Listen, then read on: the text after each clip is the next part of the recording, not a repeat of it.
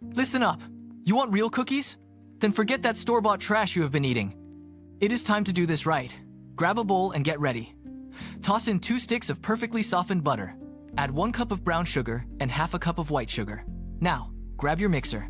Beat it until it is smooth and creamy. Crack 2 large eggs into the mix. Splash in 2 teaspoons of vanilla extract. Keep mixing until it looks perfect. Grab a separate bowl. Combine 2 cups of flour, 1 teaspoon of baking soda, and a pinch of salt. Slowly add the dry stuff to the wet mix. Do not overwork it. Fold in 1 bag of semi-sweet chocolate chips.